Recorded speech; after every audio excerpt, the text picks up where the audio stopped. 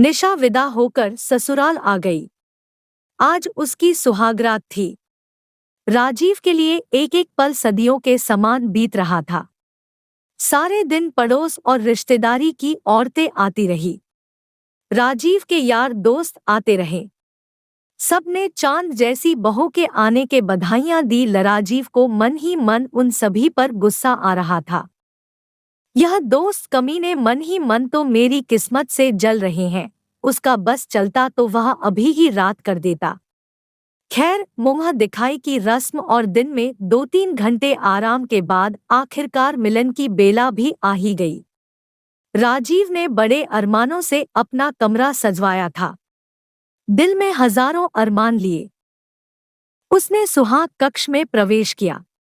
उम्मीद के मुताबिक फूलों से सजी सेज पर निशा यूं बैठी थी कि उसके पैर सामने की ओर आधे मुड़े थे और घुटनों मुखड़ा टिकाए वह चुपचाप बैठी थी।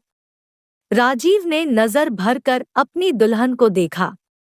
काश वह एक चित्रकार होता तो इस अद्वितीय सुंदरता को कैनवास पर उतार कर अमर हो जाता।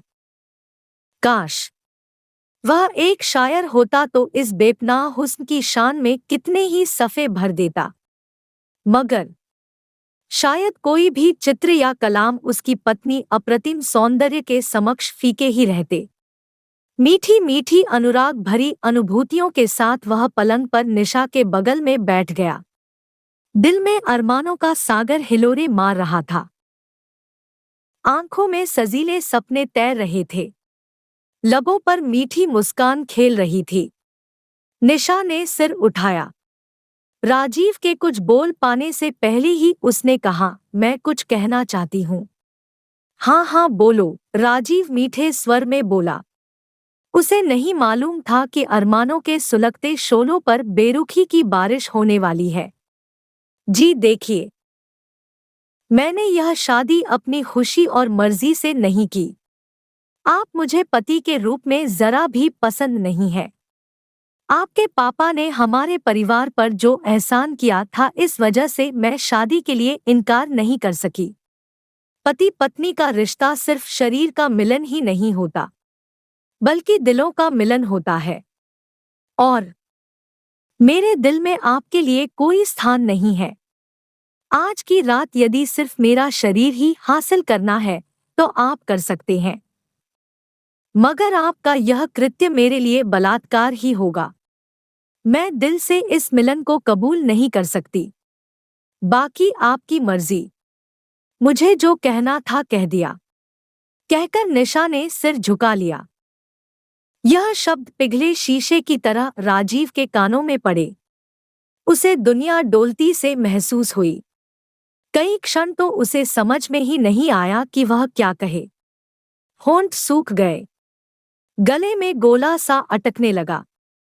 बड़ी मुश्किल से उसने आंखों में उमड़ते आंसुओं को रोका, खुद पर जब्त किया और बोला, नहीं निशा, मेरे लिए भी आज की रात का मतलब सिर्फ तुम्हारा शरीर हासिल करना नहीं है। उस शरीर को हासिल करके भी क्या होगा जिसके अंदर धड़कते दिल की किसी धड़कन में मेरा नाम ही नहीं है।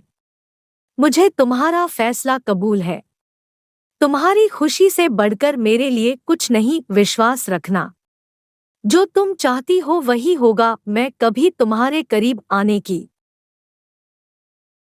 की कोशिश नहीं करूंगा। एक क्षण को चुप छाई रही।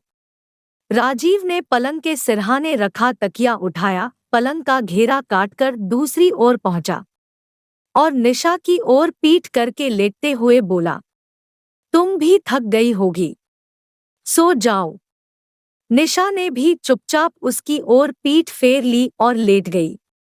कमरे में एसी चलता रहा, मगर एक सुलगते रिश्ते की तासीर कमरे से भी अधिक ठंडी हो रही थी। सुहाग सेज पर सजे फूल फिजा को महकाते रहे, मगर उल्फत और समर्पण का महकता रिश्ता अपनी खुशबू खो रहा था। मिलन की रैना बीती। आफताब ने फिर से अपने नूर से दुनिया को रोशन किया, मगर राजीव के वैवाहिक जीवन की काली रात तो जाने कितनी लंबी थी। उसकी हसरतों का सूरज तो मगर एक सुलगते रिश्ते की तासीर कमरे से भी अधिक ठंडी हो रही थी।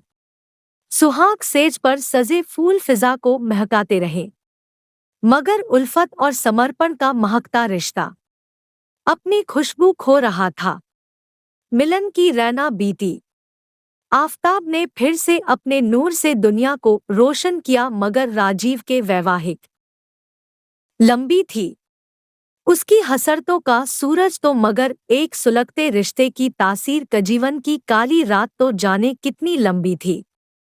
उसकी हसरतों का सूरज तो शायद हमेशा के लिए डूब चुका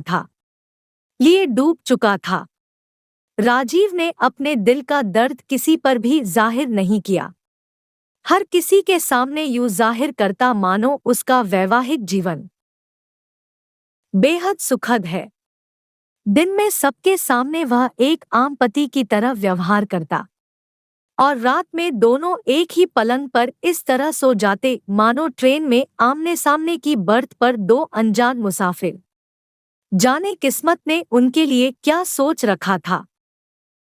राजीव कंपित स्वर में बोला, निशा, मैं कहीं सपना तो नहीं देख रहा। तुमने मुझे स्वीकार कर लिया।